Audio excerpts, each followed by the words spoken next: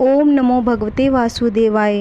बोलिए गाय माता की जय। आज हम सुनेंगे गाय माता की कहानी जो पुरुषोत्तम मास में नित्य नियम से सुनी जाती है। एक गांव में सेठ और सेठानी रहते थे। उनके घर में किसी भी चीज़ की कोई कमी नहीं थी। वह बहुत ही पैसे वाले थे, लेकिन उनको औलाद का सुख नहीं था। शादी को बहुत साल बीत चुके थे, लेकिन सेठ के धन का कोई उत्तराधिकारी नहीं था। एक दिन सेठानी ने सेठ से कहा, अपने पास इतना धन है, लेकिन इसका उत्तराधिकारी नहीं है। यह धन हमारे किस काम का है। एक दिन सेठानी ने सेठ से कहा कि मुझे एक गाय ला दीजिए, जिससे मेरा सही समय निकल जाएगा और पूरे दिन घर में अकेली पड़ी रहती हूँ और मन भी नहीं लगता। सेठ जी ने सेठानी की बात सुनकर हाँ तो भर दी, पर ऐसे करते करते कई दिन निकल गए। सेठ जी गाय लेकर भी नहीं आए।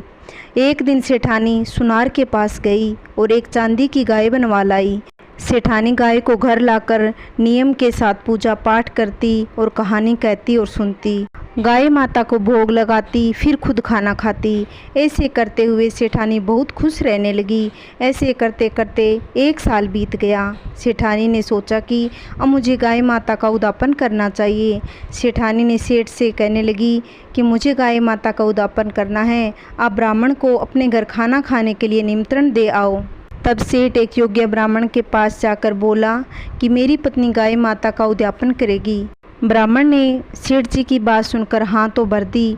ब्राह्मण बाद में मन ही मन सोचने लगा, मुझे गाय के उद्यापन में तो दक्षिणा में गाय ही मिलेगी, पर मैं गाय की पूजा कैसे कर पाऊँगा। मेरे पास तो रहने के लिए झोंपड़ी है, रहने को खुद का घर नहीं, बच्चों का पालन पोषण ढंग से नहीं कर पाता, तो मैं गाय की सेवा कैसे करूँगा। उसने मन में सोचा कि मैं सेठ के घर खाना खाने नहीं जाऊँगा। इधर सेठानी ने उद्यापन की तैयारी शुरू कर दी। सेठानी ने 2 ड्रम खरीदे, एक में दलिया भरा और दूसरे में हरा चारा। एक बोरी गुड़ खरीदा, ब्राह्मण को गाय के नाम का दान कर दूंगी। फिर उसने ब्राह्मण के लिए 36 प्रकार के व्यंजन बना डाले, लेकिन शाम हो गई, पंडित खाना खाने नहीं आए। सेठानी ने सेठ से कहा कि पंडित जी खाना खाने क्यों नहीं आए, शाम हो गई है, आप ब्राह्मण को न्योता दे के आए हो या नहीं। तब सेठ ने कहा कि अच्छे से बोल कर आया हूँ। तब सेठ ने अपने नौकर को पंडित को बुलाने के लिए भेज दिया। नौकर सेठ की आज्ञा पाकर पंडित के घर पहुँचा और बोला, पंडित जी आप हमारे घर खाना खाने क्यों नहीं आए। सेठ के नौकर ने कहा कि पंडित जी, सेठानी ने आपको दक्षिणा देने के लिए चांदी की गाय बनवाई है और बहुत सारा धन भी दान करेगी। ऐसा सुनते ही पंडित को लालच आ गया और वह बहुत खुश होकर सेठ के घर पहुंच गया। सेठानी ने पंडित का बहुत अच्छे से आदर सत्कार किया और दान में बहुत सारा पंडित को धन देकर विदा किया। पंडित जी ने खुश होकर सेठानी को बहुत सारा आशीर्वाद दिया। पंडित जी अपने घर चले गए। ऐसे में कुछ समय बाद सेठ और सेठानी की मृत्यु हो गई।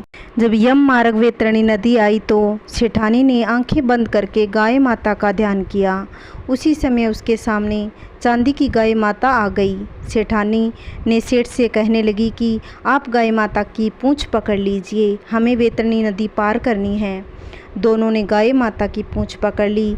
दोनों ने वैतरणी नदी पार कर ली। उसके बाद सेठ ने सेठानी से कहा कि यह चमत्कार कैसे हुआ। तब सेठानी ने कहा कि आपको गाय लाने के लिए कहा, लेकिन आप गाय नहीं लेकर आए। तब मैं सुनार के पास गई और चांदी की गाय लेकर आई। फिर पूरे साल गाय माता की पूजा करके और बाद में उद्यापन में चांदी की गाय ब्राह्मण को दान की। उसी गाय की पूजा और दान का फल आज हमने वैतरणी नदी पार करा दी। जैसे गौ माता की कथा सुनने से सेठ और सेठानी के जीवन की हर कष्ट दूर हुआ, वैसे भगवान सबका करना, कहानी कहते सुनते हुंकारा बढ़ते, सबके घर में सुख शांति बनाए रखना। बोलिए गौ माता की जय। अगर मेरी कहानी आपको अच्छी लगती हो तो प्लीज़ चैनल को सब्सक्राइब करना, कमेंट करना और लाइक करना, वीडियो को ज़्यादा से ज़्यादा शेयर करना। अगर आप चैनल पर नए हो तो प्लीज़ चैनल को सब्सक्राइब करना, जिससे आने वाली वीडियो की नोटिफिकेशन आप तक पहुँच सके। जय श्री कृष्णा, राधे राधे।